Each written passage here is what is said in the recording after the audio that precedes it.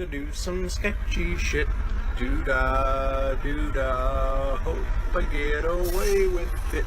Oh, do-da, day.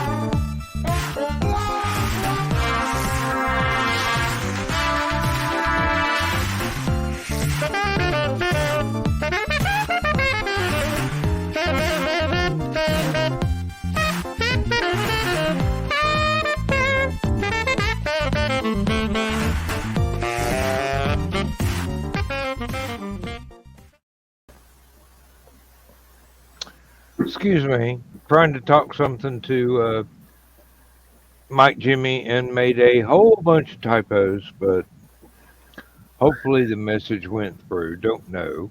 This is Last Man Standing. It is Thursday night. It is still 4th of July in the United States, which means nothing in a lot of other countries around the world. It's okay.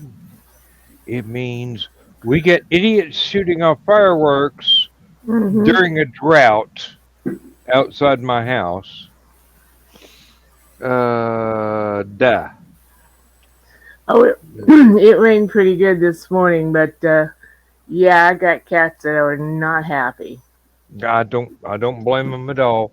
We had one run inside from normally being out in the chain link fence and never coming inside.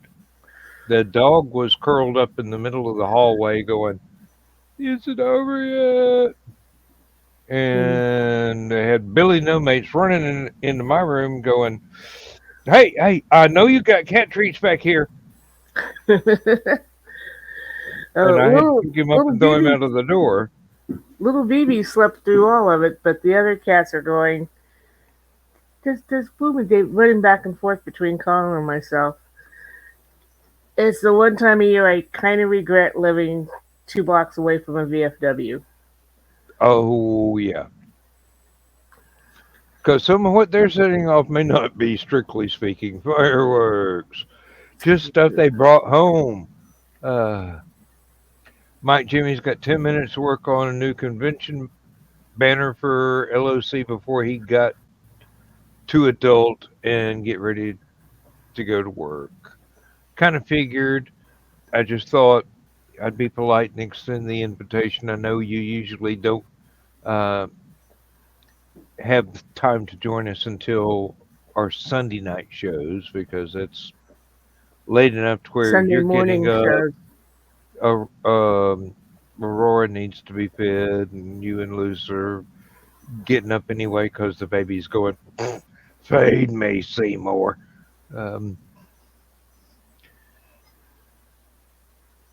That was out of left field. Wasn't it though? Mm, in Yeah, any it's case, my mom always said you spend the first 2 years of their life teaching them to walk and talk, and the next 15 telling them to sit down and shut up. the next 50, I think she meant. Uh, Not that I hello, ever thesis. recall her saying that. Hey, thesis.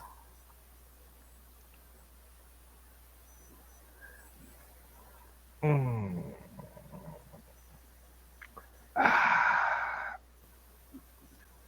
I hope I've still got a couple more in that little beer fridge. Otherwise, I will have to take my headphones off to keep from having to resync them to the computer to walk to the other end of the house.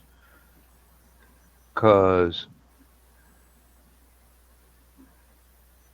8 times out of 10, when I do that, everything's fine. The other 2 times, I have to resync the headset to the computer, which takes a couple of extra minutes. Mm-hmm. It depends on the Wi Fi and whether or not it's successfully penetrating the walls. It should. I've got repeaters all over the house. It should work just fine. But yeah, Uh, you know, coulda, the shoulda, house, woulda. It's not getting it done. It's not. It done it. the house is built like a Faraday cage. There's wire reinforcement in between the different layers of bricks and concrete blocks. Hmm. So uh, I might be able. My computers might be able to survive an EMP, but my Wi-Fi won't survive me walking to the other end of the house and back. Yeah, with this stucco house, Mm, Wi-Fi didn't cut it for the internet. Even though I'm only technically a one room away from it, so we're all hardwired in. Works yeah, better.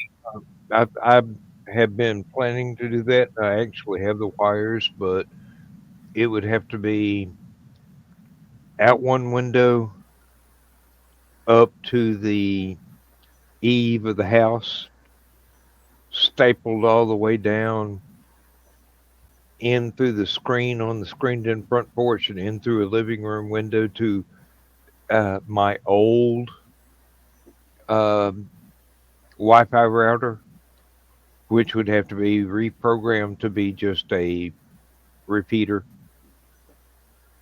and I just from got there into the TV. I just got a cable running down the by the wall down the dog leg and through the house and then up over the doorway into the bathroom, and I don't I'm not care. I'm not allowed to do that. It's not pretty. Mm, she'd have a fit if she saw my heat transfer thing, She because ever they've got that big pipe to wick away the water hmm that collects in it, especially during the summer. It's like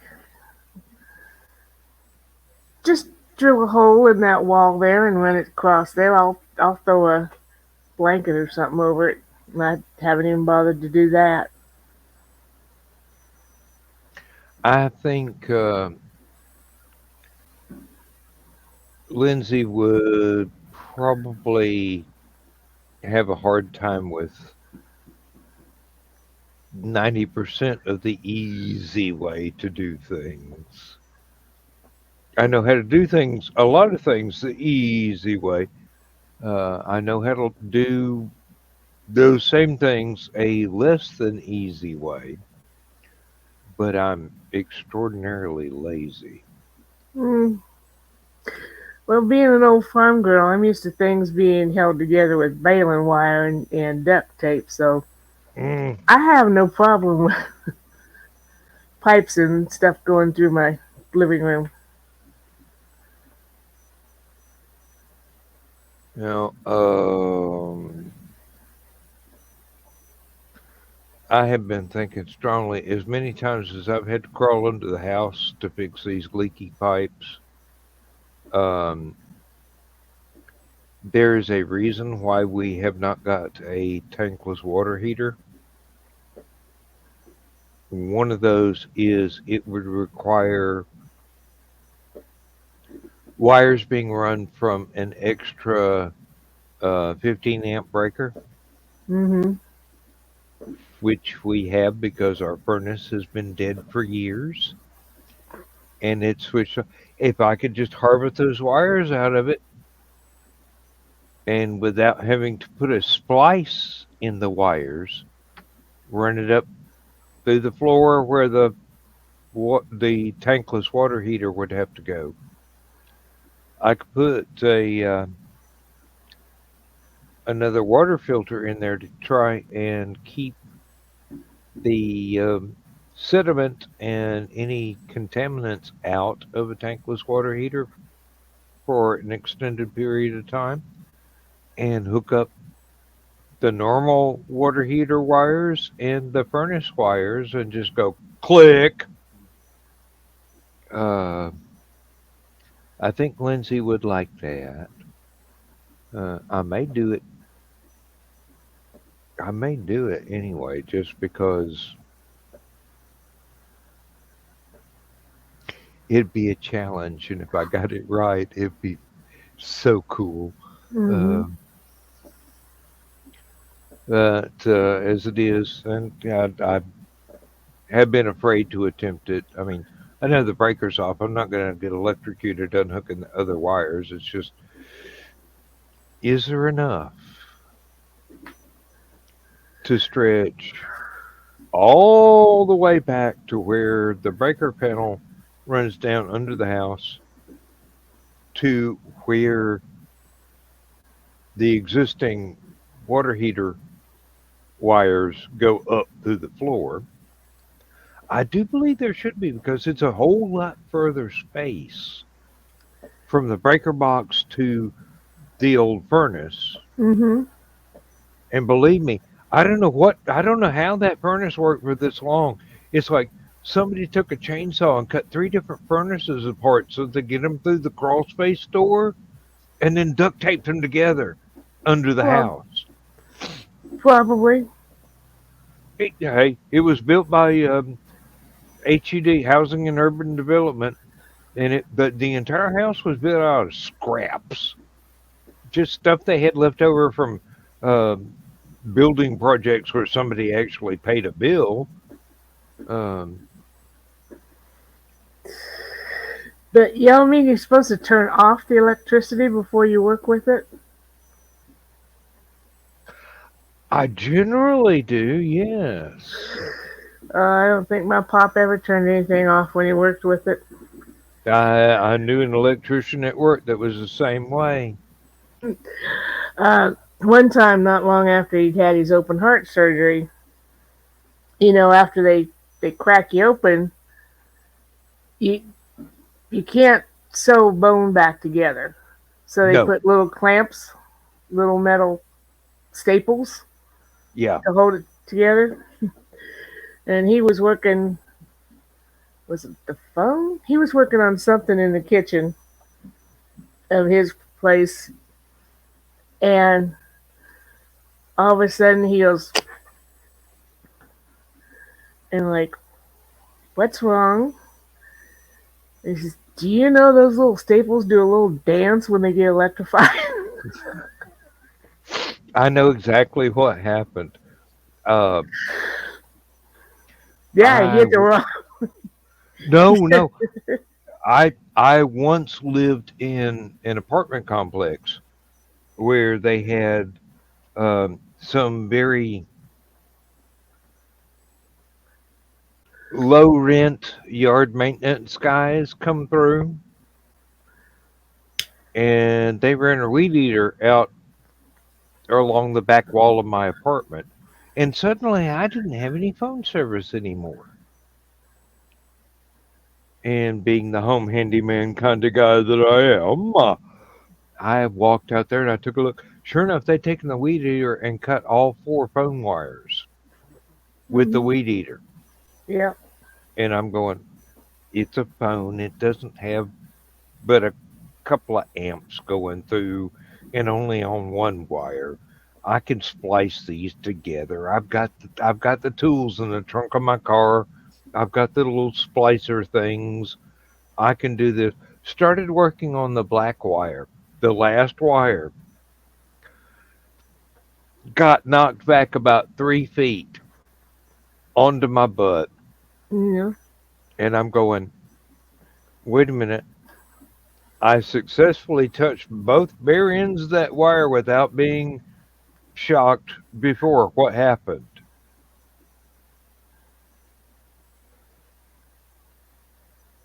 Went back in my apartment. There was a message on my answering machine. Somebody had called my phone while I was trying to splice the wires. Yeah. He just had stuck his screwdriver in where it shouldn't have been. Well, you know, It happens. we're now. I don't want to green room myself. You just imagine what I was about to say, y'all. It just whoever. Um, Well, that's like I was on the same job. He was drilling down to put the wire through underneath the trailer, and he swears that he had checked to see where everything was under there. Yeah, I drilled right through the water pipe. that is that is better than drilling through the 240 line coming into the house. This is true. But yeah, my mama used to say this the gray hairs on this side was from your dad, and the gray hairs on this side was from you. But it's kind of funny because after Pop died, the gray in her hair started going away. It went back to her original hair color. Grecian Formula 16. Nope, nope, nope. In fact, she was what we call a dirty dishwater blonde, Mm, and it was a little darker than that. But her dad, when he died in his late 80s, his hair was still coal black. I'm Very, totally yeah. jealous. I mean, look at this, folks. Every time I get it cut, it's more gray. And look at this. It should be brown, but it isn't. Um, I can't even blame my kids. Um, I don't know, but I told her later that that just proved that all that gray hair came from Dad, and none of it came from me. mm,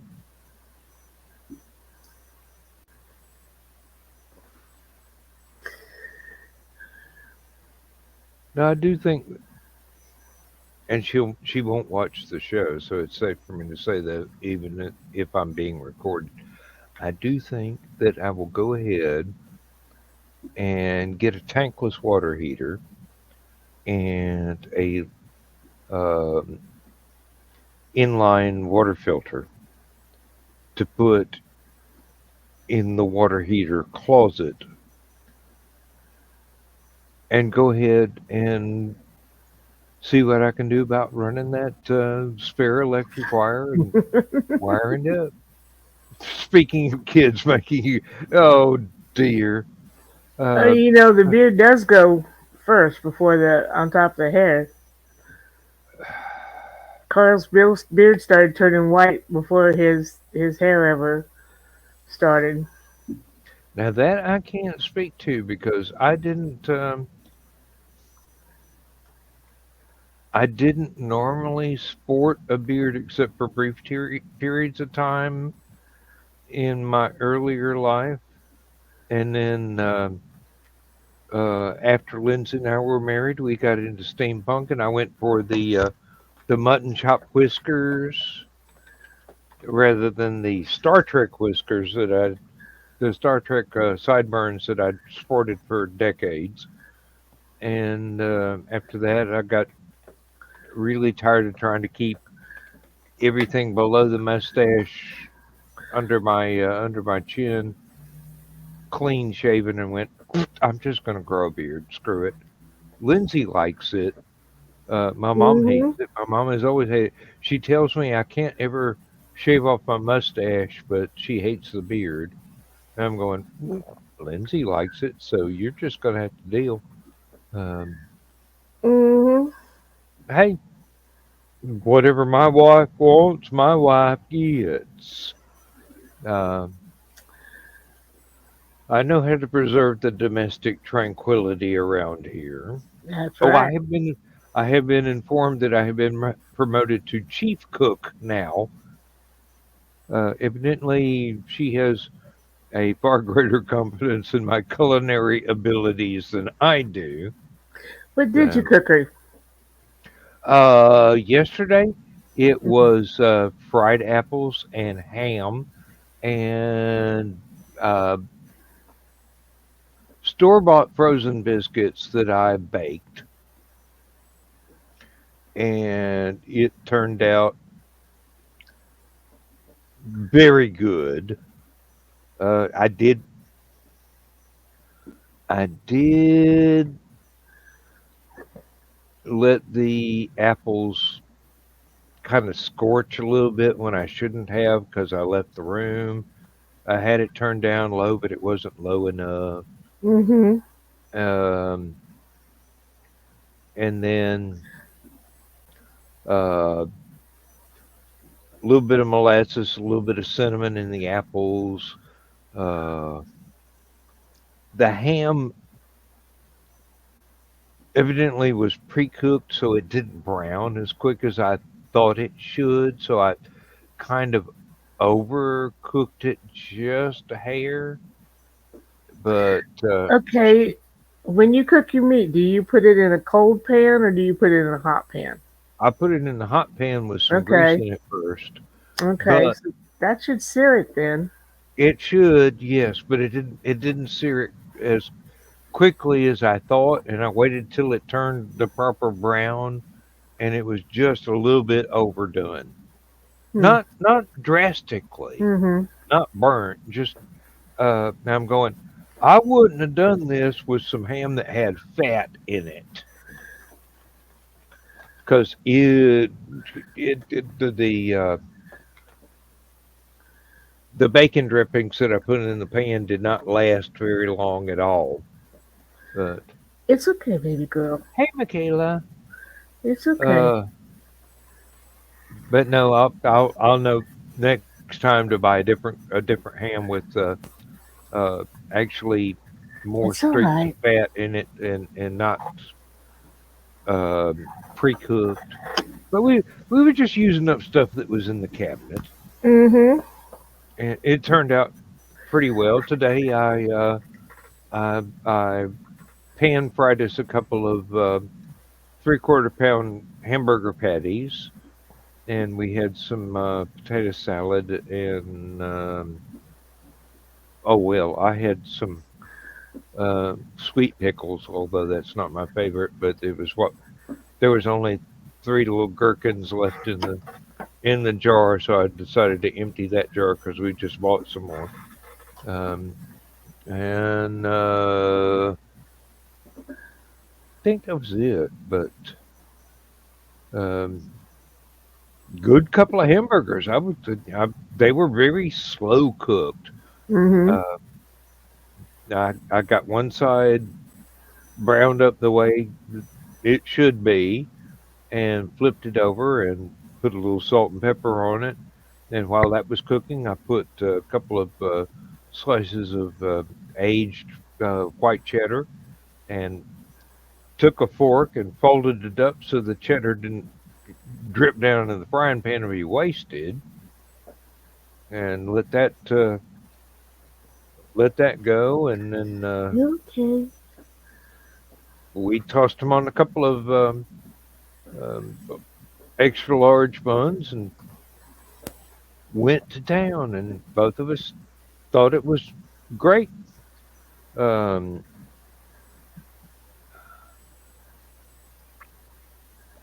I got the makings of some more of those biscuits and what is it? Chip beef and gravy. Mm-hmm. Uh, that might be a decent breakfast one day soon. Um, there's all kinds of things I know how to cook, but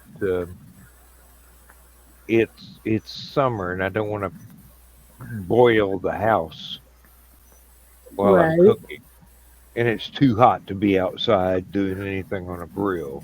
I'd have a heat stroke trying standing over a charcoal grill when it's 100 something degrees outside in the shade. You need Uh, a grill like my brother-in-law's got.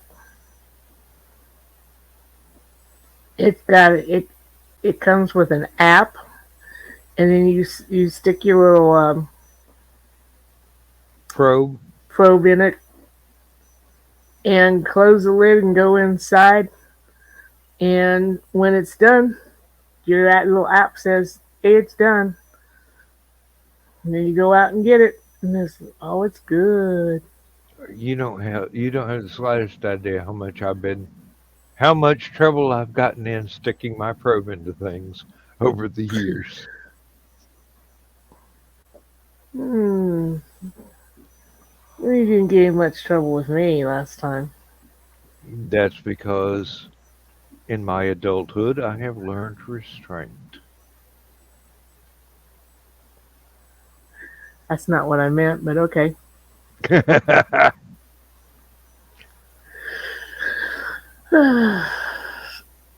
But yeah, he first thing he cooked on it was prime rib, and that was the most tender, best prime rib, and he's done brisket on it, and it's good.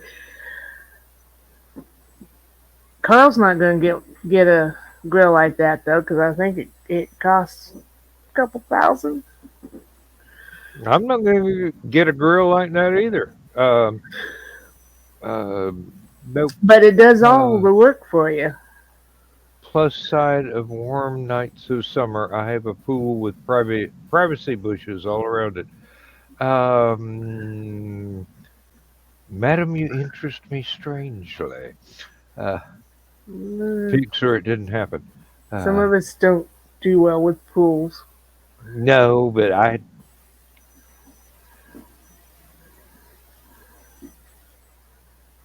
That ain't that the truth, Brady.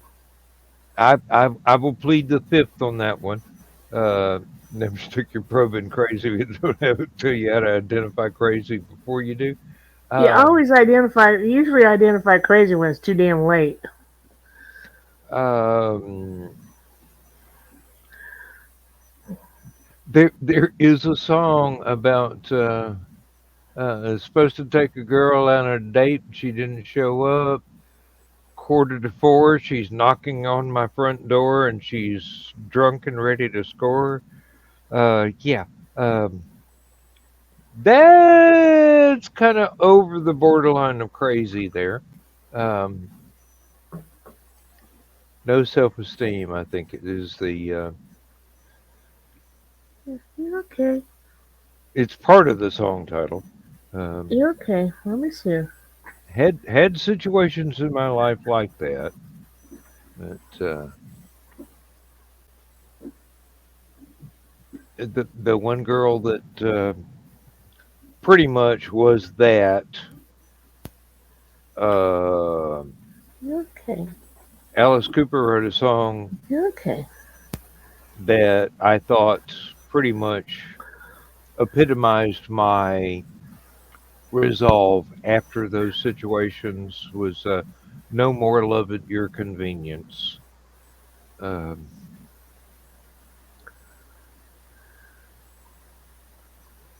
oh, what is this?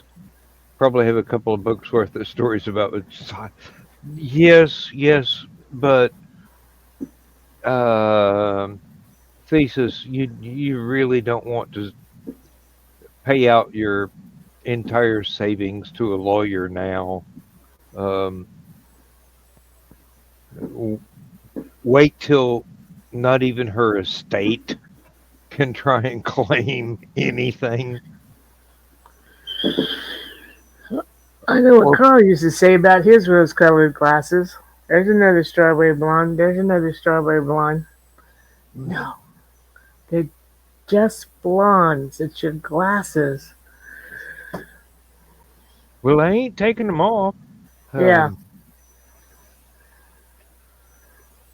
ah, I remember a story about losing you in Walmart. He goes in, and the greeter's going, "Hey, can I help you find anything? I'm looking for my wife. Is a Chubby lady about redhead.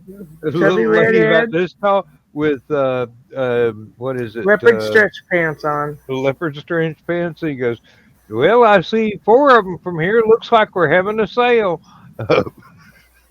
And none of them was me. I had told him where I was going in the store. And typical husband didn't listen. Come in looking around. So yeah.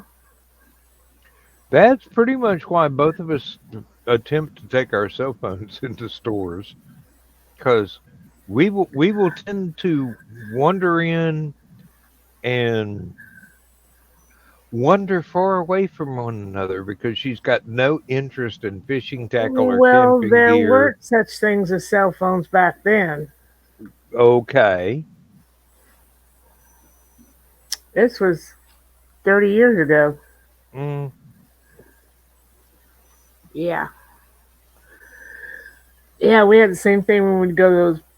There's this one flea market down in Florida that my folks always took us to. Huge. I mean, we're talking 15 acres. Some of it inside, some of it outside. mm. So we took walkie talkies with us. I've got a couple, believe me. Um, Came in handy, especially trying to find pop. got a 1 mile range, but rose-colored glasses make it easier to ignore the red flags. Mm-hmm. Mm,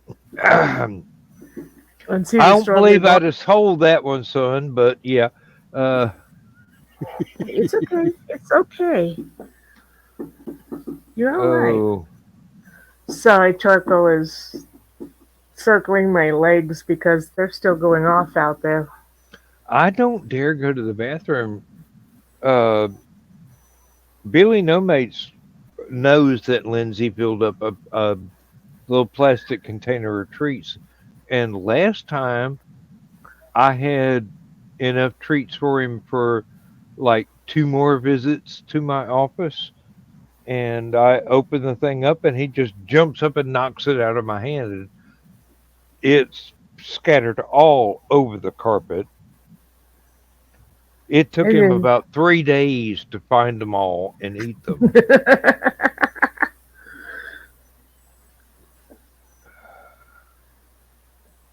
Oh, yeah, yeah. Silver lining to poor pupper going deaf is she's not freaking out about the fireworks hmm because she can't hear them. That, yeah, but that's not as much of a silver lining as it is an early warning that Hooley's days are numbered and you are going to be so heartbroken. And so will the rest of us. And hmm it's not even our dog. We just have gotten to know her through knowing you and love her. Um, oh God, Yeah. I hate shovel duty. I really hate shovel duty, but it's the final respect that a pet owner can pay to a pet. You have to go out and dig the grave yourself? We cremated all our babies That and I don't plan on know. this. We are going to be cremated because that's both of us are donating our bodies to science, and that's what they do. They keep the body for a year, do the little experiments and stuff. Then they cremate it and send it back to whomever. So my bestie is going to get all the ashes and mix them all together. And then there's part of us is going to be at a couple of beautiful waterfalls down there in Tennessee. Oh, And I can imagine. part of it's going to be at a pretty little waterfall down in Kentucky that they go by. And we've got it. She's got it all planned out for us. And I guess she's going to keep a bit for herself and make a piece of jewelry. Like, that's okay with me. A friend of mine, when he passed away, he wanted to be cremated, and his ashes went into a, a supply of clay a sculptor was working with and doing a little memorial to he and his wife and fandom in general, because he was one of those very influential fans that Hmm. wound up being a character in lots of people's books. And as far as I know, the sculpture was finished and it had been fired and didn't crack and have to be redone or anything. And I don't know where it wound up, but it should be in the Science Fiction Hall of Fame. That's cool. It should be, yeah, Yeah. it is cool. Um, he's one of those folks that just kind of he was a regular convention goer. Um, he not only was able to tell good stories, but he played guitar and was one of the originators of folk music, which is like Hmm. sci-fi lyrics to folk music tunes. Hmm. And oh, he had a great rendition of uh, Robert Heinlein's "Green Hills of Earth" poem, but it was set to the tune of the theme to Gilligan's Island. Okay. This this was Frank. He had that sense of humor. Um, But there are so many different ways to, shall we say, spend eternity. Uh, there's a water cremation sort of thing, which I mhm. don't exactly understand. Uh, ask a There's more a ask a mortician has a thing on it. Uh, exactly. I was about to say she's an expert on different hmm. methods, and she has done at least one vlog on that. Yeah, there's a place where you can be mulched and grow trees, which I think is really, really cool. Giving back, trying to help the earth that gave us sustenance. Uh, and being the crime aficionado that I am, you can donate your body to a body farm. Yeah, And I kind of like that idea. If I hadn't already signed all the papers to go to science, but I have had so many differing problems, mostly due to not having any prenatal care when I was in the womb, that I think science will benefit from studying my weird, weird body. mm. It's okay, baby girl. No, my major problem is I have been assigned several different grave sites. Um, one of which I do not deserve. There's one in the church in Tennessee where I got baptized. One is right up the street in the church where I went to as a teenager. Um, one is the family plot in East Tennessee where my dad and his mother are at now. And my mom is planning on being right next to dad. So Hmm. that's cool. I hope mom puts it off for a long time, but you know, My thing is, how do you know that's gonna be there? There's so many times when progress had to be, and they either moved the cemetery or they just built over the top of it. Um, I don't know, but these were assigned to me. Now the one I do not deserve, the one that I have no right to whatsoever. I've been trying to correct this mistake for decades and nobody will listen to me. But evidently, I have a plot in Arlington Cemetery because the U.S. government refuses to believe that I am not whatever veteran shares my name. I think the fellows on the Vietnam Wall, I do not know. My grandfather on my dad's side, Daniel Taylor Hollifield.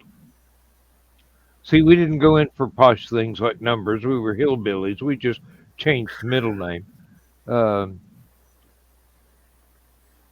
he passed away. I think it was from scarlet fever or yellow fever at an army base in Florida where my dad was born.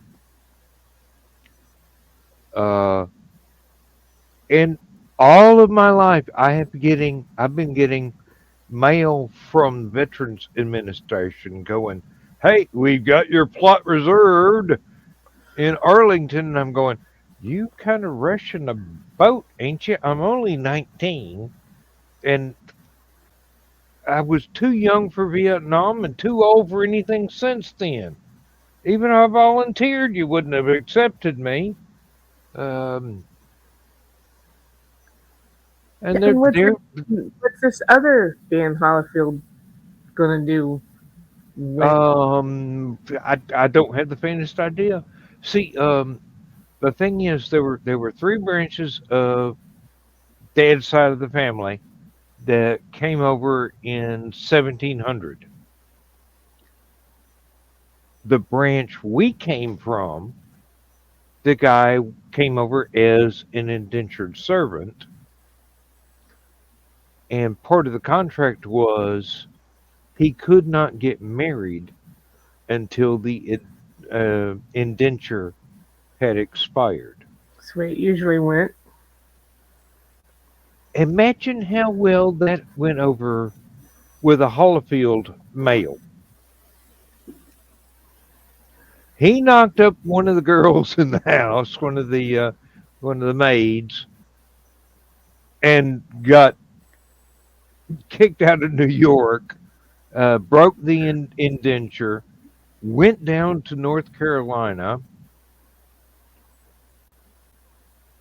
Somehow or another, between him and her, they had enough money to buy a farm and became millionaires farming. In the Hmm. 1700s, that probably included owning slaves, which am not proud of, but it's part of the culture then. Hmm. I wish it had never happened, believe me, but um, somebody once asked me if I was related to Evander Holyfield, and I said, "Mm, It's possible one of my ancestors owned one of his ancestors. That's kind of rude and it's not socially acceptable these days. I wish you hadn't asked that question.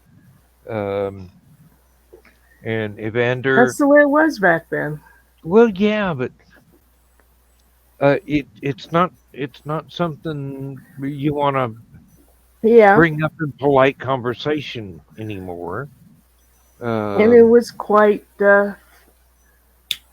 usual for the slave to take the master's name even yes, it after they've was. been Yes, it freed. was. You think, Yeah, even afterward, especially if it was uh, nonviolent. Hey, um, Lincoln and Jefferson convinced me that I have no right to own y'all. So everything you got now, you're gonna keep, and I'm gonna build a school for the kids and whatnot, and we're just gonna go on for here. And if you want to stay, fine. I will start paying you, and if you don't, uh, government says you can have a mule and 20 acres somewhere. I'll help you out getting there as best hmm as I can. But Thesis has a good whatever, point. yeah. What you got there, thesis? Difference between acknowledging slavery being a thing and celebrating it or trying to get back to it. Indeed, I wish it had never happened, but it began way back in prehistory, and it never stopped until, unfortunately, within historical memory. And in some places, it is still going on. Thankfully, those places are not here, no matter how much certain people in my neck of the woods would like to return to it. Um, Mostly because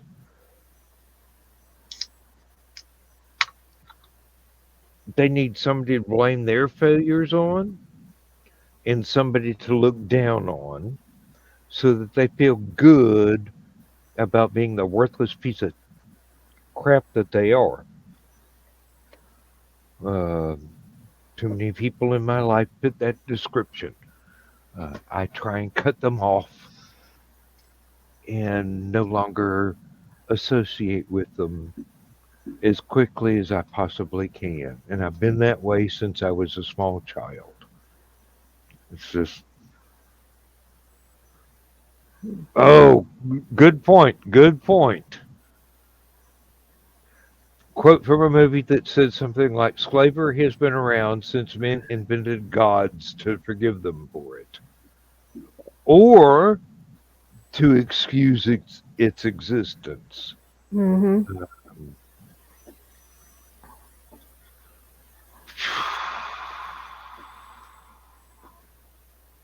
I've heard so many excuses. I've heard so many historical explanations that are thinly veiled excuses. And I've heard some really good history that tried to go, hey, this was horrible, but it was real, so we need to not sweep it under the rug. We need to learn from it so it never happens again. Yeah, that's they keep destroying those statues and stuff down south to try to eradicate Dixie, shall we say, and the Confederacy. But I'm like, no, you need to put that in a museum. Exactly. That's exactly the way I feel. You need to have all this stuff on display so significant individuals can be recognized for their contributions to modern society or the handicaps that they promoted to modern society. hmm Yeah, or because both at the same time. I mean, I'm a great admirer of Thomas Jefferson, but he was a slave owner, he and really owned that one slave. yeah, Hmm. although she was the head of his household in Paris and pretty much was acknowledged by the French as his common law wife Hmm. and bore him many children, still don't make it right. Um I have a lot of trouble wrapping my head around the cultural differences that would have made it acceptable to someone who came up with some of the loftier expressions of human rights. Um, but you know, uh, Yeah. people can exist on many different levels at the same time. Some good, some bad, some historically berserk, and still be the same people they always were. It's just our perceptions of them alter as more and more historical Hmm. facts come out. Some for the better, some for the worse. Um, that I really used to absolutely loathe Alexander Hamilton. I mean, here's a man that invented the Chase Manhattan Bank, income tax, and the national debt with one rubber check. But no, he's a hero to some people. Well, yeah, I kind of feel the same way about Chris Columbus. Oh, yes, yes, indeed. Um, Yeah, I've related thesis. That's true, especially like with the mining companies and the company company stores. store. I like the The way we said that at the same time. Yeah, Um, yeah, but that's my mom's family right there. Company yeah, store, Kentucky coal mines.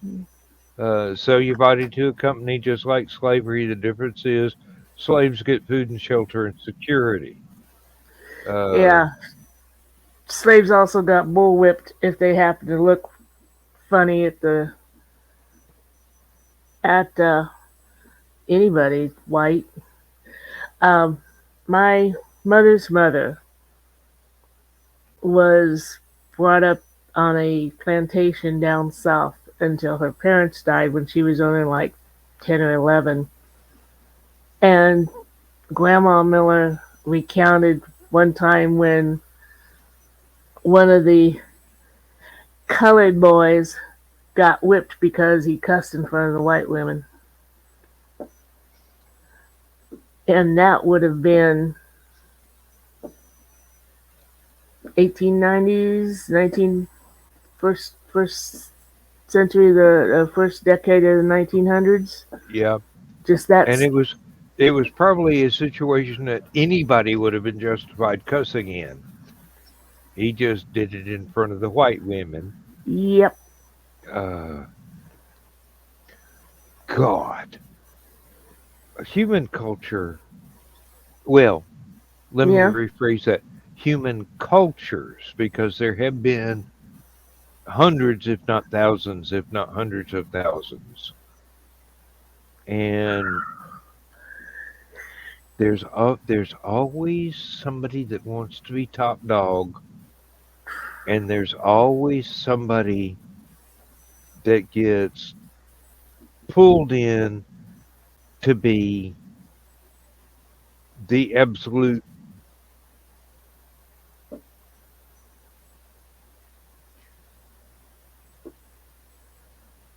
class that the top dogs can look down on. There's so many instances in human history where somebody has just been picked at random to be, oh, but you're not as good as us, Mm-hmm. with totally arbitrary, meaningless criteria. Uh, no, um, that dog won't hunt. Uh, not really. Uh, and It falls apart sooner or later. if you know the origin of the phrase "that dog won't hunt," it makes perfect sense. But yeah, it's not. No, it goes back Mm. to, um, I guess you'd call it a culture clash. There has to be some sort of elites. There has to be some sort of middle class to do all the work and make all the money, and there has to be a lower class to scare the crap out of the middle class and keep them afraid of being poor. George Carlin said that really well, much better than I just did. But yeah, Didn't do so bad. yeah, I could have done it in his accent if I was really on top of my game. But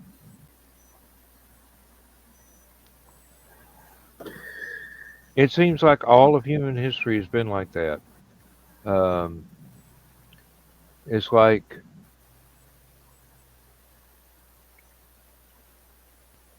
it wasn't until the first tribes decided that they were going to have somebody in charge of all the tribes nearby, sort of like a king,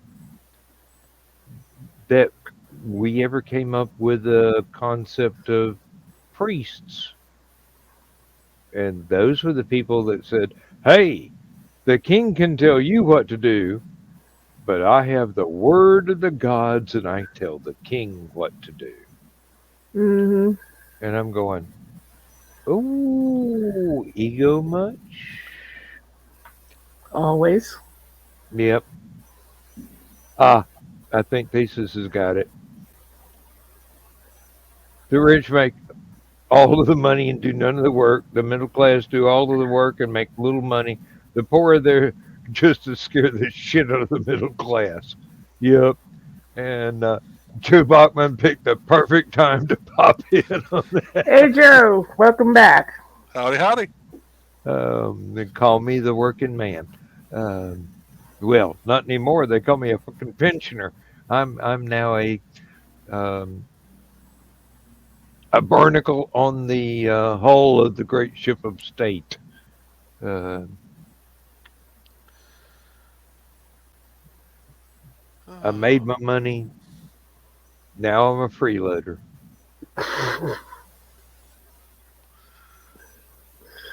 Not exactly a freeloader because it is your money. Try telling that to some of the rich people. You don't have any right to that savings account. You got money. Yeah. It's ours.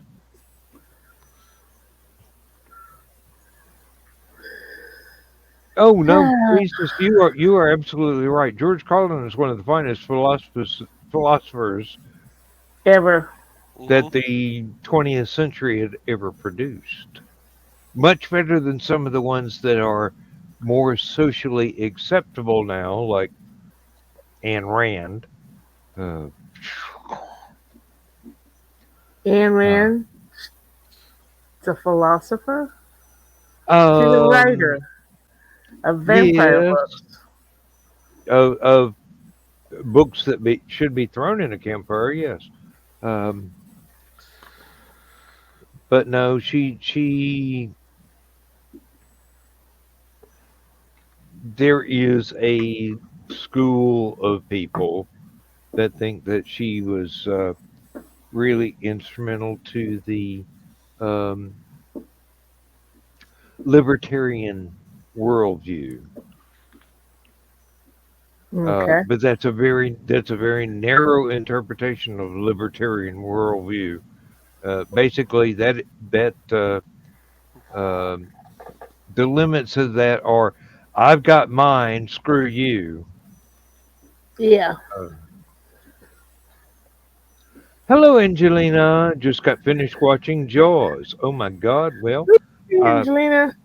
you don't need to be going to Myrtle Beach this time of year then. Uh,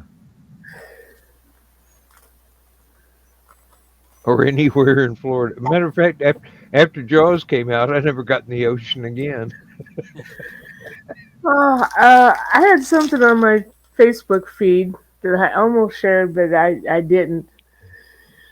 But it's this black lady, and the question is, how do you know there's alligators in the water in, I believe it was Louisiana? Do you know how to tell if there's alligators in the water in Louisiana? Toss a rock in there. You go down and you put your hand in, you pick it up, and if your hand's dripping and wet, there's alligators in there. And if you pull your arm out and your hand's no longer attached, there's There's one alligators. close by.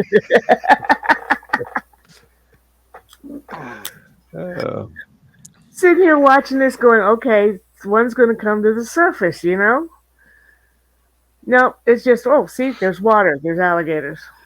yeah, that's it. Yeah, it's Louisiana. What do you need to test for? Um,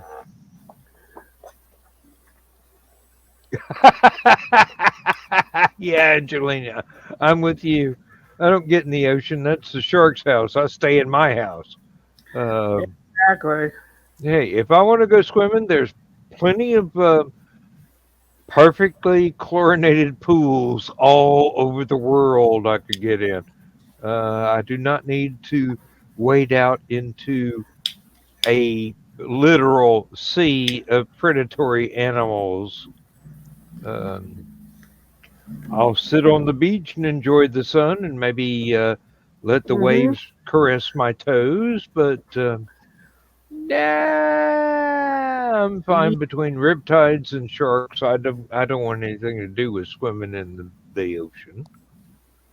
know, I have extremely bad swimmer's ear, so I don't swim, period.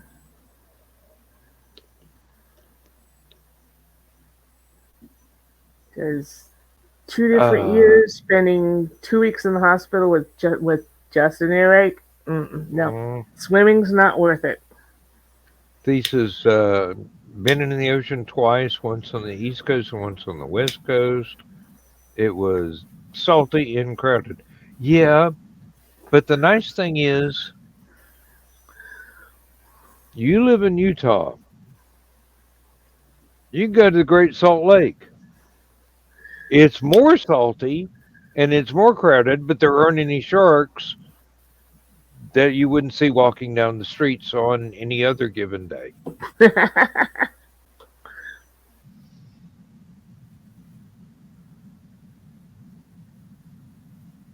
Now, I have been to the Gulf of Mexico and I have been to the opposite coast of Florida. Where was it? Was it Miami? No, it wasn't Miami. Uh,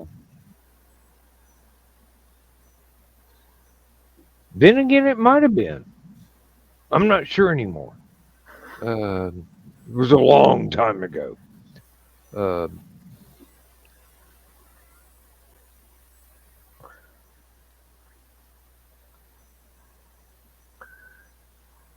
I don't remember where it was that my second wife loved to go, uh, and it was on the east coast of Florida. Uh, my friend Les and I used to go to uh, Panama City Beach on the west coast of Florida, just about maybe once or twice a summer for years and years. But there was some place that my second wife was really fond of on the east coast of Florida. I don't think it was Miami. It was not. It was not crowded. Daytona. That's where it was. Daytona. uh,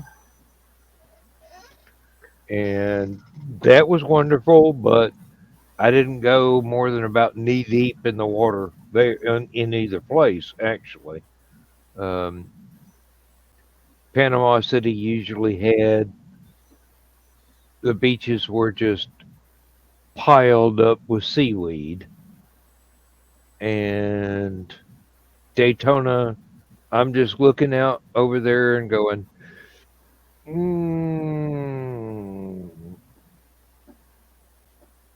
there's miles and miles of nothing but miles and miles. That We have a little beach called it's called Gull Island, although it's really an isthmus just west of uh, Homosassa. And if you go out there in January after Christmas break is over, there's nobody out there. mm, Maybe one or two people, and we would go out there. Yeah, maybe spend an hour, maybe um, go ankle deep, maybe. But it was, just to say, okay, I went to the beach. Mhm. yeah, I don't even get in that many freshwater lakes anymore. Although when I was a child, that was a big part of my childhood was being out on like a john boat, going fishing out in the middle of a TVA lake uh, in East Tennessee, spending almost 18 hours out there fishing and coming back and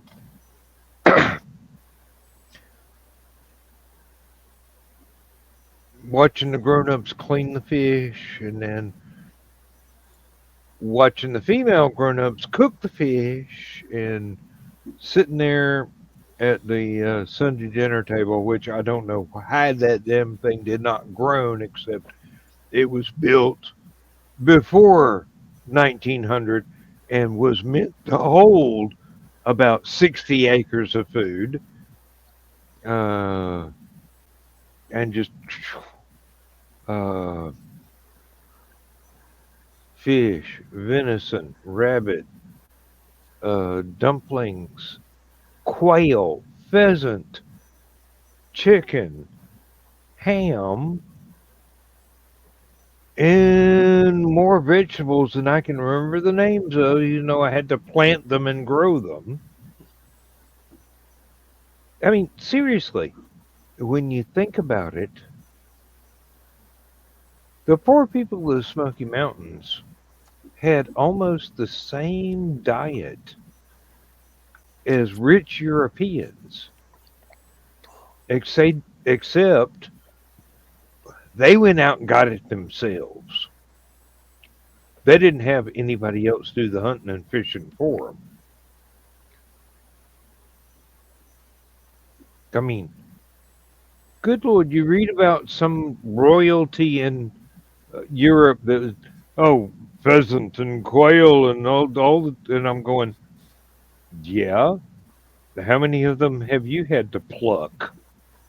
Uh, Yeah, it takes an awful lot of quail to make a plate of food because they're teeny tiny. It takes an awful lot of chipmunks. Um, it really does. Um, Squirrel does not taste anything like chicken. but it's Uh, good. oh yeah, it doesn't taste anything like beef or pork or chicken. It's got its own taste. Uh, Deer does not, venison does not taste like beef, and it certainly doesn't taste like ham. Mhm. Um, Good Lord, we were eating like rich people, but we had to go fetch it ourselves. Hmm. Oh God, the accent came out then, didn't it? Uh, I went all hillbilly on that one. Uh, No, there's a difference between being moneyed and advantaged and expecting somebody else to do everything for you, Mhm. and being really poor and going, hey,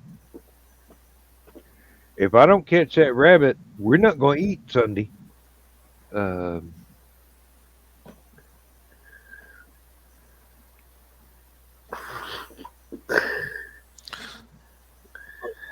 I was just watching Joe's holes in his shirt.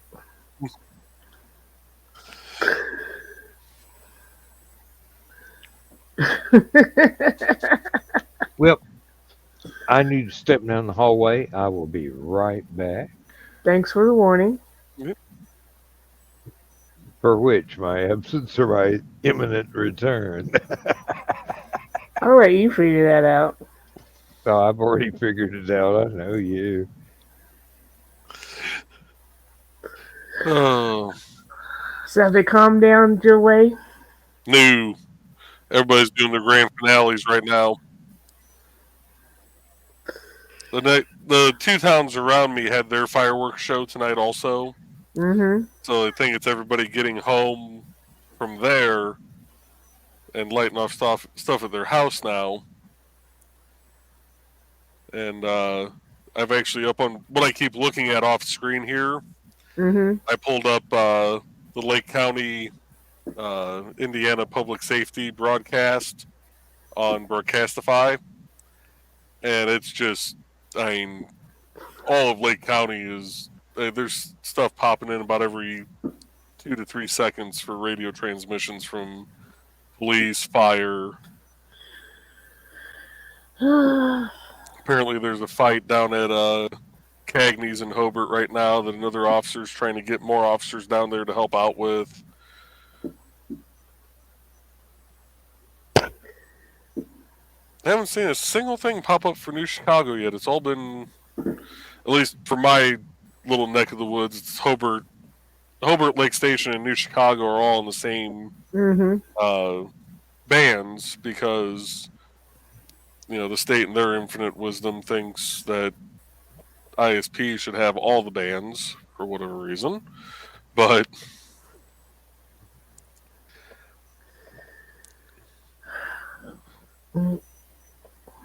yeah, it's actually kind of neat to sit and listen to this sometimes. Scares the hell out of you if you're not paying attention though, and one of the fire calls comes in, because they'll play the audible tone across there first, Mm-hmm. so you'll get that loud screeching in your headset real quick. What the hell was that? Oh yeah. Kind of like back in the old days when you could listen to the scanner and hear everybody. Hmm. Yeah, you still can. You just have to be able to program them correctly now, which is a pain in the ass. Mm-hmm.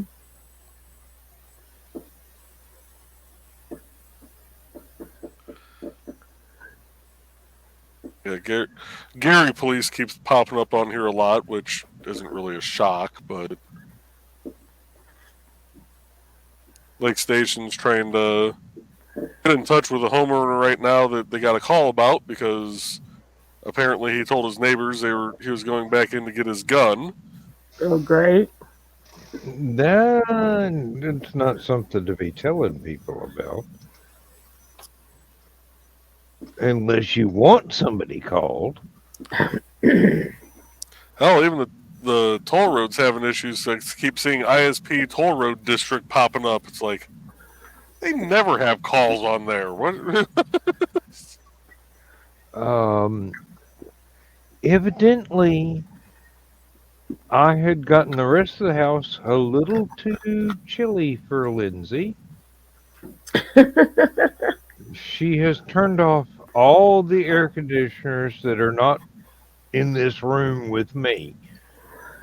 And it is roasting in the rest of the house. I mean, if I wanted to fry another hamburger, all I had to do is get it out and wrap it in a paper towel and set it on the countertop. It'd be like putting it on the dashboard of my van in the sunlight tomorrow. Uh, damn thing will be a charcoal briquette in 30 minutes. I don't know why she does that. She's no, I do know exactly why she does that. She's trying to save me money. She will sit and sweat and suffer to keep from spending an extra penny. I'm going, it's July in Georgia in the middle of a drought. Mhm. Turn the air conditioner on.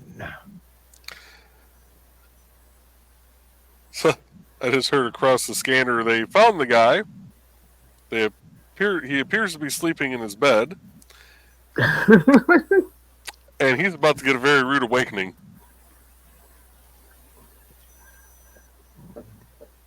Oh, Yep. well, They said they're going to do a forced entry. Uh-oh. he asked for it. Hmm. He really asked for it. Ah, Oh, yeah. well, our local fireworks mavens seem to have either lost their lighters or run out of ammunition I was about to say during. that same thing, ammunition. Yeah, really. Well, they are mortars. Mhm. Somewhere in the middle of stupid o'clock. Because once this show started, I didn't hear anything, which I'm certain does not mean they're all in home listening to me.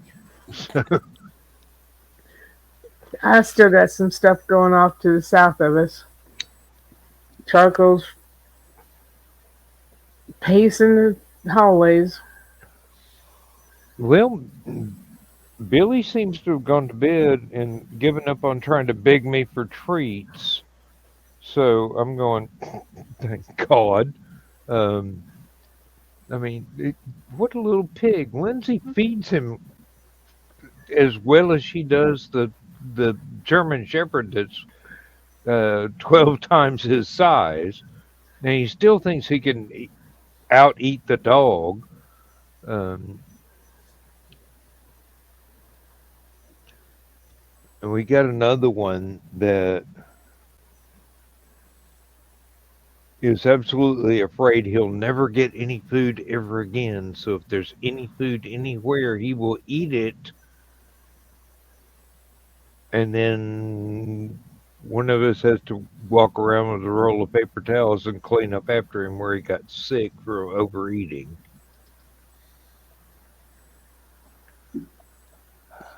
He's elderly.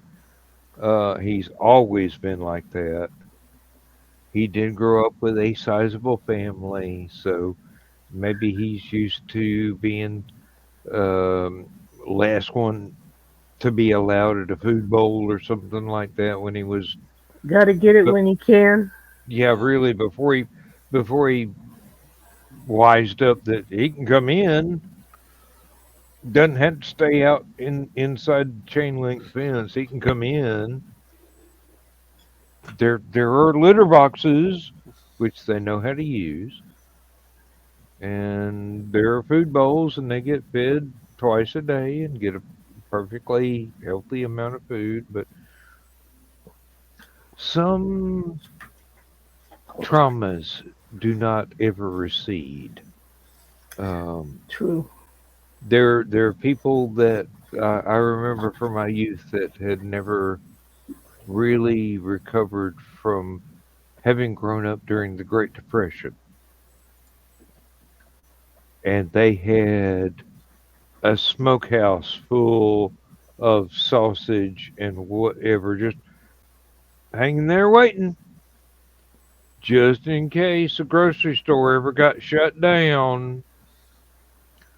Had habit of going out hunting for food, Had a huge garden, grew ungodly numbers of vegetables that they would be forced to give away because there were only so many family members they could share it with. They'd give stuff to the neighbors, they'd give stuff to the church, whatever. I mean, that's noble, but you know, um, one of my great aunts lived across the road from my dad's mother, and the only kitchen stove she ever had was a coal burning, wood burning stove that was it basically made a Volkswagen car look like carry-on luggage.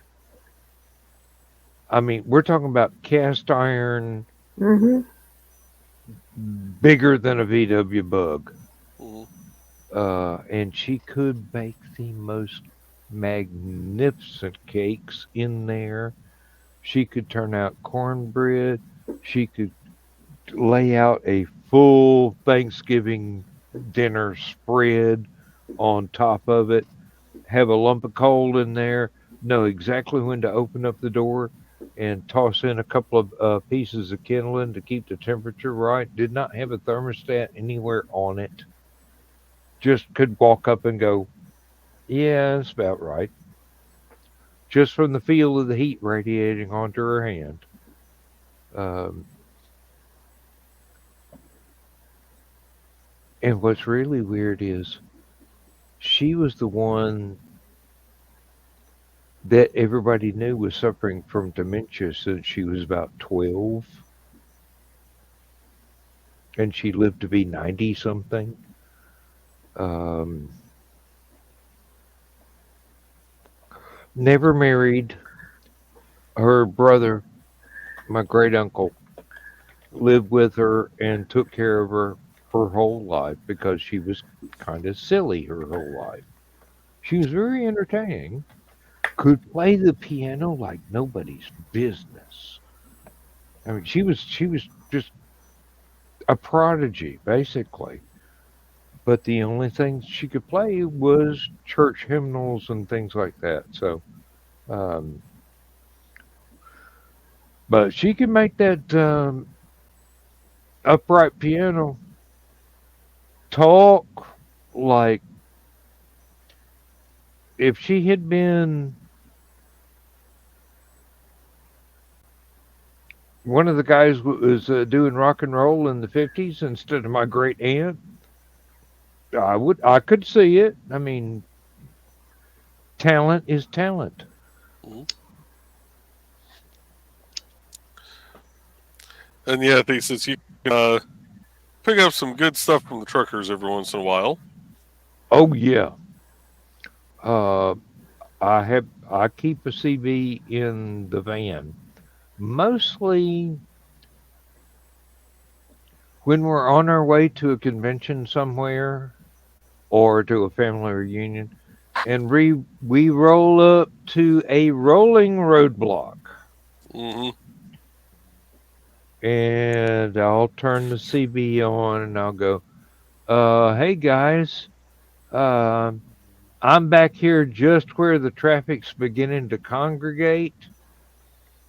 Y'all know what's going on better than I do. Which lane do I have to be in to avoid the most baloney? And Mm-hmm. they'll come back and say, "Hey, stay in the left lane, or get in the right lane, stay in the right lane." Everybody's trying to merge from four lanes to one. It's not a wreck; it's just construction.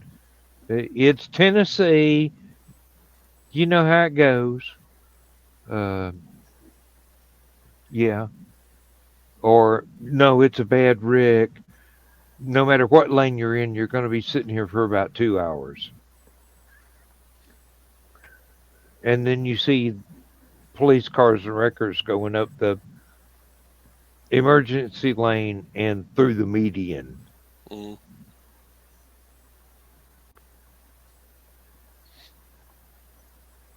Oh. that first LibertyCon I went to in Chattanooga. Um, I did not know to stay till Sunday, till Monday morning. I did not know to stay for the Dead Dog Party on Sunday nights. So I left on Sunday, got out on the highway, and there was a tremendous thunderstorm and a couple of wrecks. And people were stopped going both ways. And it's 2 lanes north and 2 lanes south with a huge valley in between.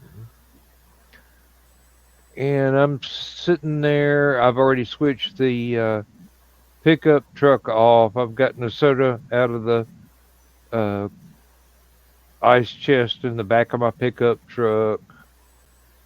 I've already topped the oil back off because it was that old of a pickup truck. Every time you started it up, you needed to put a quart of oil in it so you could keep going.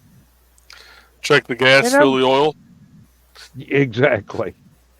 Uh, I'm looking at the other lane, the other, the southbound. No, no, northbound because I was going south.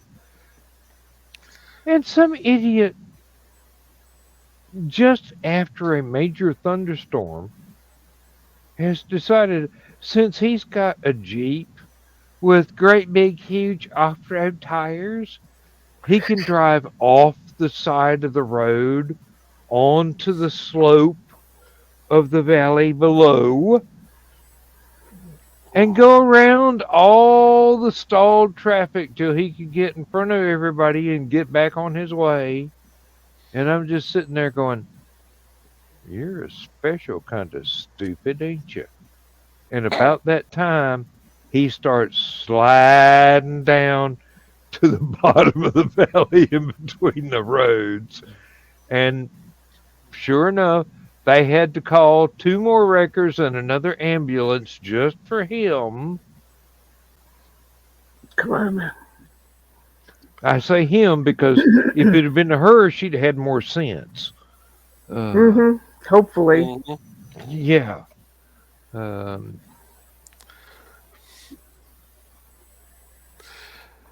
Oh, so I just saw something on Facebook. Enjoy fireworks from your own couch by filling the microwave with silverware. and watching your house ignite as the door blows off. For those who are Mm-hmm. listening right now, don't.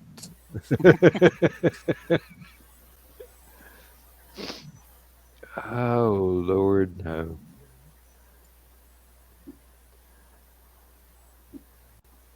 The only thing I filled my microwave with this afternoon was a couple of hamburger buns, and that was only for 20 seconds. Um, I thought I'll put these hamburgers on cast iron griddle on the stove top. They'll be done in about 15 minutes, and then I didn't turn the stove eye up very high because I didn't want to ruin them because I'm cooking for Lindsay. And if I ruin it, she's not going to enjoy it. So it took about a half hour to cook 2 1/3 pound hamburger patties. And they turned out awesome. Absolutely.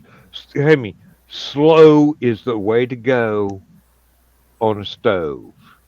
You don't have a choice on a grill outside. You got a fire. Fire cooks at its own speed. You just gotta. Hey, it. This looks all right. I hope it's done in the middle. On the stove, you can go. I've already put salt and pepper on there. Maybe I could sprinkle on a little bit of garlic salt or something. Just before I flip it the first time.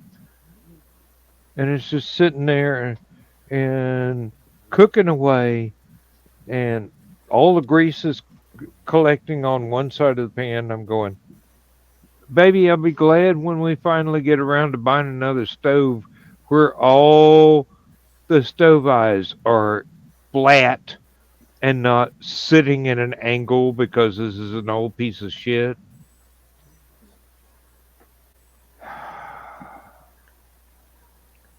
Well, she wants one that has the um, the glass top, The and ceramic, she's yeah. yeah, and she's going. I hope those aren't easy to scratch, Nope. because I do not want to give up my cast iron skillets. And I'm going, baby, if it's flat, I'm gonna be happy. I don't care whether it's etched like Mount Rushmore. I don't care.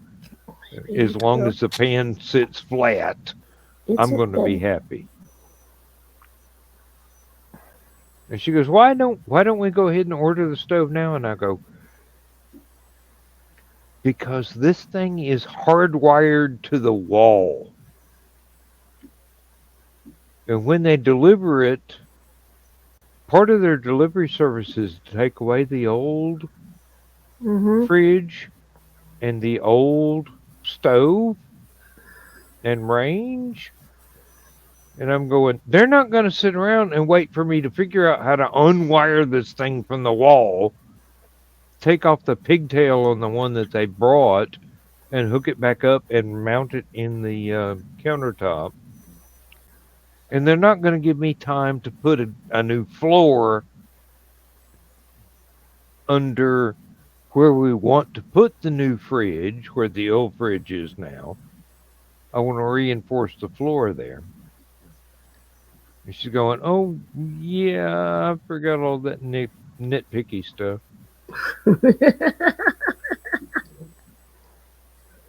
Seriously, almost every other place I've lived in, you had a stove,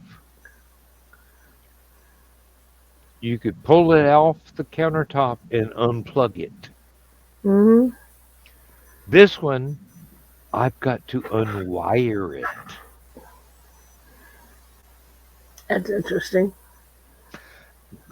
Nobody has ever bothered to install the standard, what is it, 220 plug and Mm-hmm. socket. Um, I could do that. I am well capable of doing that. I don't even need an electrician. I've done it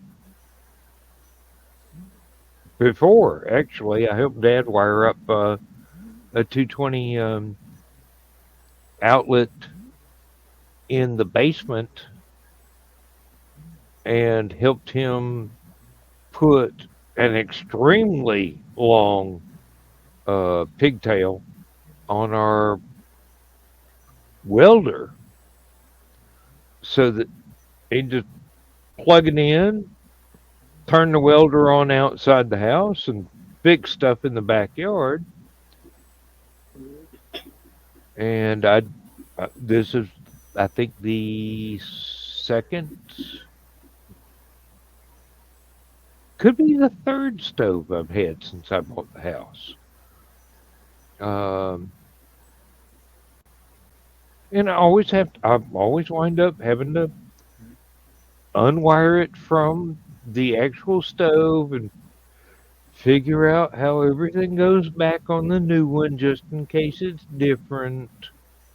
Um, Everything's always clearly labeled. It's never all that different. Um, I don't know why I've never gotten around to just making it plug and play, but I never did. It's not that expensive. I could do it. Well, you have plenty of time now to do it. Yeah, now. It's got a baby boy. Oh, and somebody discovered a new big lighter and they're setting off more fireworks or something like that. Uh, I I know they didn't run down to Kroger and buy a whole nother supply of fireworks because Kroger's been closed for hours. But Lay down. You'll be okay.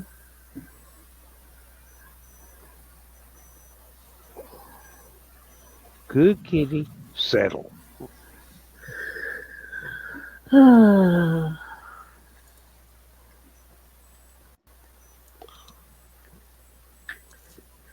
Yes, that's her shit. I mean, Himoni. I think you had it right the first time. Oh, my friend Susie from England has a cat that looks a lot like Himoni, the same type of tabby with the black and dark brown and such. Same facial features. His name is Vlad. Well, Vladimir something or other. Some kind of Russian last name. But she started calling him Shit Whiskers. Because he's a tad bit ornery. And, yeah, Himoni has become Shit Whiskers sometimes because he is. Oh my God. I have never had trouble with cats like I've had with him and Calvin. Ah, I have had so many cats with so many different personalities. Some of them are absolutely angelic, and some of them you would swear are demons straight from hell. Uh, It's not the personality things. It's I've always been able to train them in a month or less. You don't get on the counters, you know. And I've never had a biter until Himoni came along, Hmm. and he's getting better. He'll be a year old in next month. I'm hoping in another year, God's help me, that he'll settle down as he gets older. Calvin had started to settle down as he went into his second year, and then Himoni came into the house. And those two have such a love-hate relationship going. I'm sorry, my imagination balked at the concept of cats that can be trained. I until these two came along, I never had a cat that got on the kitchen counter or the kitchen table more than once, and after getting swatted off, went, "Okay, I can't do that." Not these two. We have had to resort to pool noodles in about 3 or 4 different rooms of the house. Calvin can be threatened with a pool noodle and he'll stop doing what he's doing. Himoni is not afraid of a damn thing. You you Well, you shake that pool noodle at him, and I swear he takes that little paw and goes, "Come on."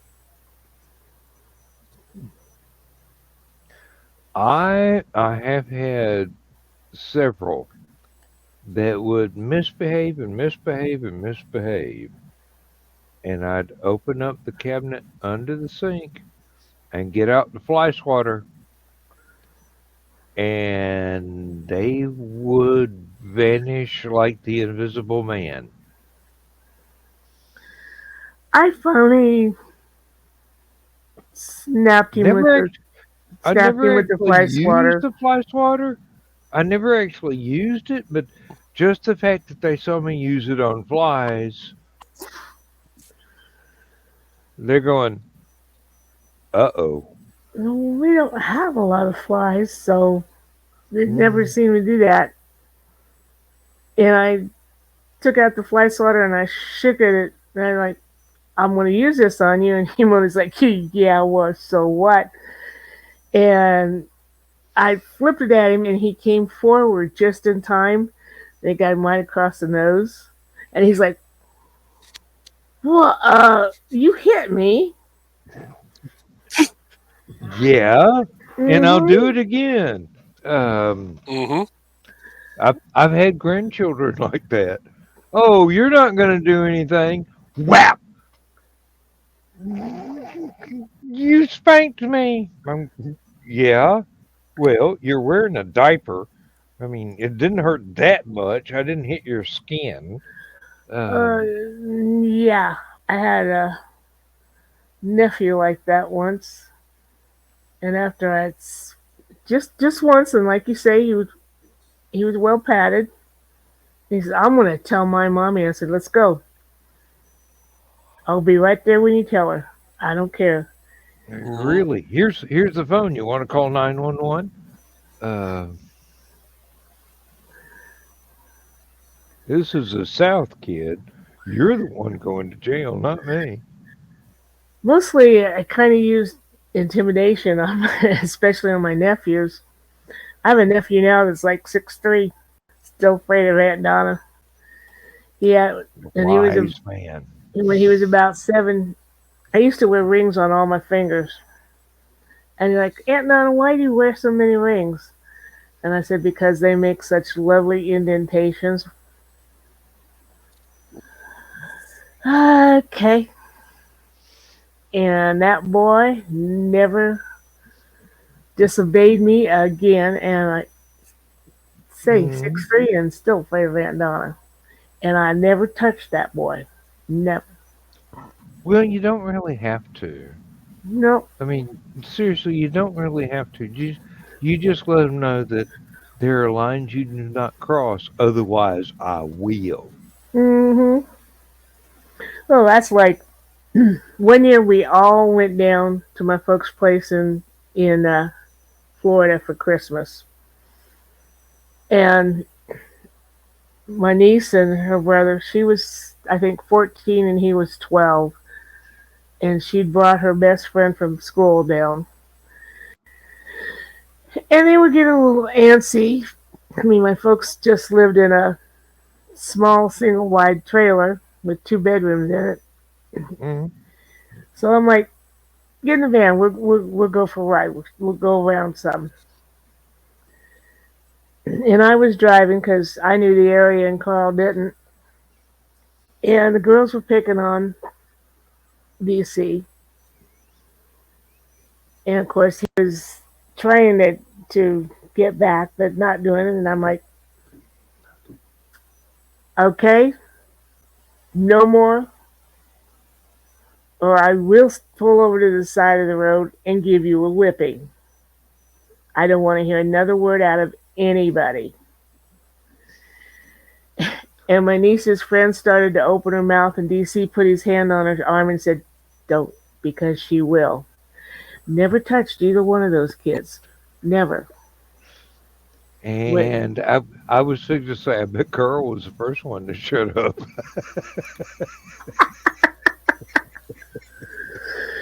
we had a real nice drive. Took him out to Gull Island and let him play on the beach. And Carl wouldn't let me take pictures because they were all in their winter coats because it had snowed in Florida that year, and Carl didn't want me to have evidence. But yeah, cause yeah, that niece and nephew belonged to the sister-in-law that I never got along with, so I never physically corrected her children because it was bad enough trying to get along with her anyway. Oh, I had one grandson that his mother brought him to visit with us while my stepson, the boy's daddy, was there. He was in diapers. The baby was in diapers, running around. Lindsay had glass stuff all over, and we told him, don't pull anything off the coffee table. don't mess with the glass. You'll get hurt. You'll break something. And he would not take no for an answer. And I did what any child raised in the 50s would do. I grabbed his diaper, spun him around, swatted the diaper, and said, "No means no." His mother would not let him come and visit with us until he was 18 and decided to on his own. My other sister-in-law didn't discipline her children, but she didn't mind that my mom, if my mom and I did, um, and her youngest, oh, he was. I thought sure that this kid was going to end up in jail when he grew up. I mean, he was a handful, but he would double up his fist and hit her just as hard as could be, and just go, "Oh, you shouldn't do that." Well, they were over one day, and my mom's sister was staying with us at the time, and he doubled up his fist and he hit Grandma, That was a mistake. and she put him on his Mm-hmm. butt on the floor. And he looked up at her. She said, "You hit me, I hit you back." He brow furled, and he was thinking about it as he got up. And he looked over at Aunt Lois, and you could see that little fist are forming. And Aunt Lois says, I come from the same place Grandma did." And then he looked at me, and I said, "What do you think?" And he never hit anybody after that, Mm-hmm. not even his Yeah. mom. It's kind of sad the kind of instant discipline yet instant forgiveness that we grew up with. It's like you did something wrong, you need a spanking, but I still love you and I'm Hmm. going to continue to love you. I'm not trying to hurt you. I'm trying to tell you this is not acceptable behavior. That kind of thing has gone out of fashion entirely. Well, kids will push your limits too to see how far they can push you. Oh yeah, I know, I know. And if you're not Um, prepared to stand up to them, they will frickin' rule you. Oh I yeah. I bl- I blame my generation actually because Hmm. there's so many people that I was the same age as, and they're going, I'm never going to spank my children, and I'm then gonna they be wonder friends why with my yeah. I'm gonna be they friends with wonder my why kids. why their kids are such rats and terrorize them, Mm-hmm. Hmm. and I'm going, um, spare the rod and spoil the child. You've forgotten that. That was one of the things they taught Baby us in boy, church. hi baby Um, boy, are you okay? uh, um, Mm. you have to set limits. You have to make sure that those limits are clearly defined, Mhm. and you have to let children know there are punishments beyond being told, "Oh, you're in timeout." Yeah. Uh, yeah, timeout doesn't do anything. Although, if you're proficient in psychological warfare, it will work. And I think that's somehow crueler Mm. than a quick swat on the diaper um, that won't hurt but will surprise the crap out of them. But no, that entire I am so disappointed in you and have it leave psychological scars. is a little bit more cruel than I want to go. Uh, When we first I got married, can when we go right first ahead. got married, we'd have his daughter over. Was it one, twice a month, or one? I don't know, for the weekend. Hmm. Hmm. Just got brand new double white, brand new. And I come home for work because I had to work Saturdays, and there's a grape juice stain on the brand new carpet.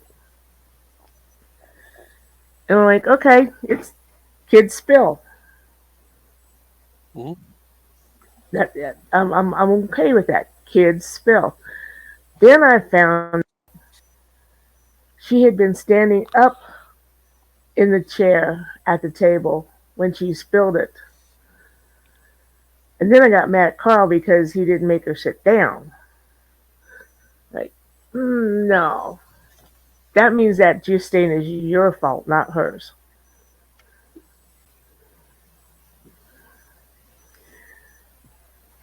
You ever lie to you ever lie to your kids? We that was back. Hardee's was the first fast food place that you could pump your own ketchup, and we told her that she couldn't do it because she was too short.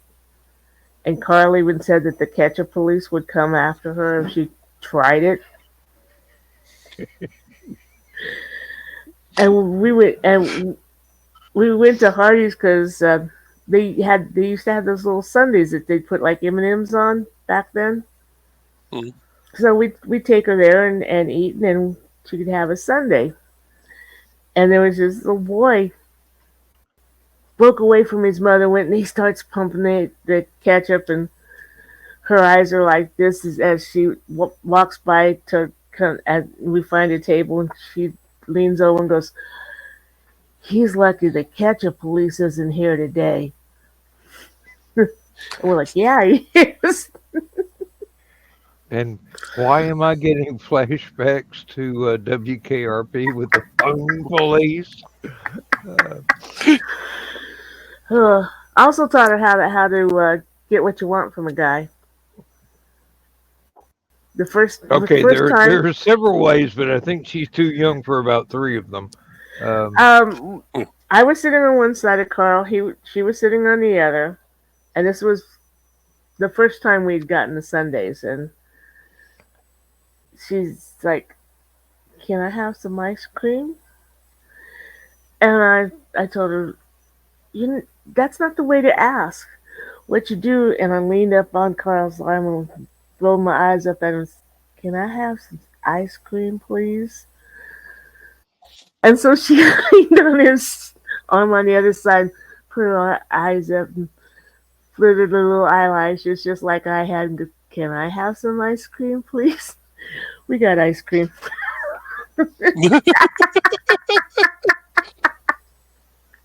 I had a little granddaughter that absolutely melted my daddy's heart. Um, we were out. They had come to visit on the family farm, and that's huge. I mean, 60 something acres. And we were out walking around, just showing her the fruit trees and the blueberry bushes and the where we used to have strawberries till we wised up and go, strawberries are too much damn trouble. We're going to turn this into a potato patch. Um, and her little legs got tired, and she looked up at Daddy and goes, "Carry me, please." And you could see it's like Superman going, "Yes, I will."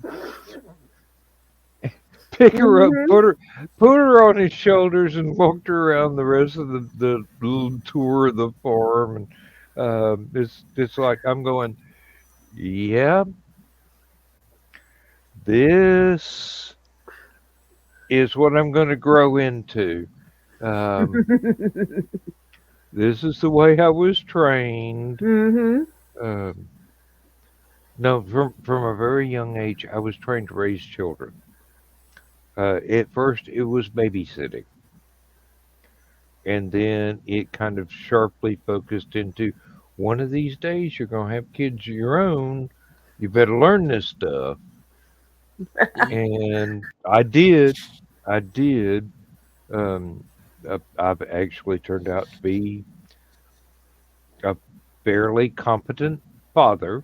Mm-hmm. Well, a fairly competent dad. Um, all my kids are stepkids, so I'm not their father, and I don't want to take their father's place. I just want to earn my own place. And apparently, I have done quite well, I except in one notable well, exception. But there's that was always one, isn't there? that was Uh, broke before you had a chance to Yep. fix it. yeah. My brothers are 9 and 11 years older than I, so I was only 8 when my first niece was born. So yeah, I did a lot of babysitting. Then we got to sex ed in high school, senior year, and that movie that shows everything. Mm, And I went home and said, I ain't doing that. No, I'm going to the five and dime like you guys did for me. You did it right with me. I ain't doing that. And besides, I've changed enough diapers with my nieces and nephews. I'm getting an older one. you really. Said I'm mom and starting mom with type. teenagers, thank you. Um, I had the best mom. She didn't argue. She didn't say, "Well, one day you're gonna want kids of your own," because technically, I wasn't a kid of her own since I was adopted. Uh, yeah, but I said, I'm gonna give it to you. If I ever give you grandkids, I want to do it the easiest way possible.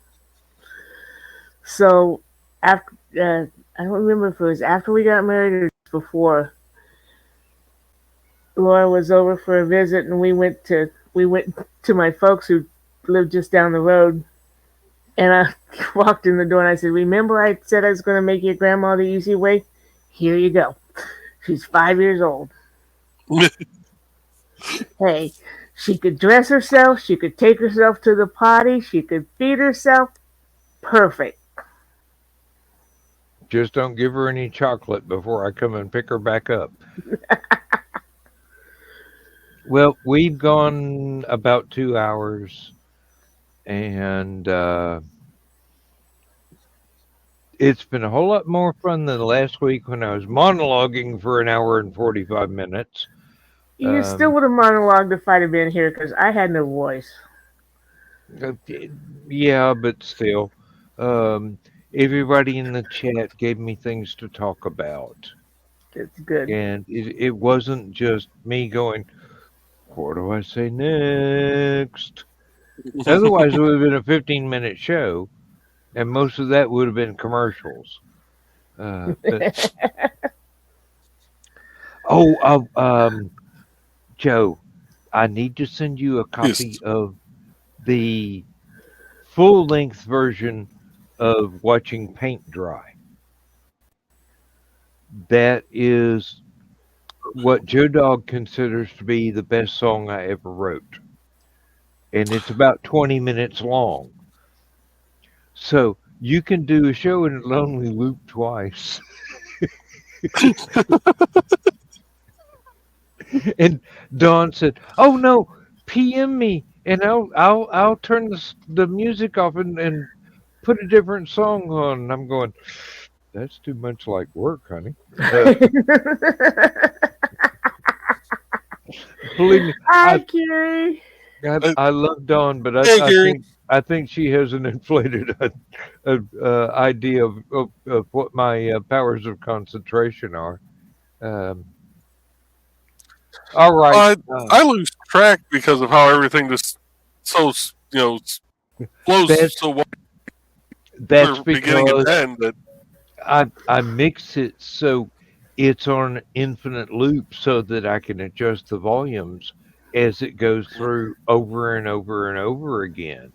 So the end blends into the beginning all over Mhm. again. And I do that on purpose. Sometimes I wish I didn't, but and sometimes the ending is it just kind of fades out, Joe, and then Mhm. if you are not busy doing something else, as you and Trey always are busy doing something else, you don't it notice. it just kind of starts over again Mhm. before you know it started. But yeah, Look, well, uh, Carrie, you got here just in time for us to say goodnight, Gracie. good night, Kiri, Yep. and good night, Mrs. McGillicuddy, wherever you Wherever you are. are. Yeah, I'm that old. Me too. Red Skelton was always fun. And Mm-hmm. we shall see you, if not in the green room tomorrow, then Stupid O'Clock and Last Man Standing on Saturday. I won't So make any promises. I've got my family reunion that day. attendance is not Uh, compulsory. It never is. The reunion or the I, show? I might I might be on, but it might be from the park. They Hey, only got the cop car for one night tonight. Fireworks just started again. Joe, you can walk around and arrest people all you want, long as you got the police car. They're going to obey. Um, doesn't matter whether you're wearing the fluorescent orange shirt or the fluorescent yellow one or a badge. If as long as you got the car with the lights, they're going to go. Oh, we done screwed up now. Mhm. On that note, uh, Not everyone. good night, Good everybody, night, and folks. thank you very much for being here.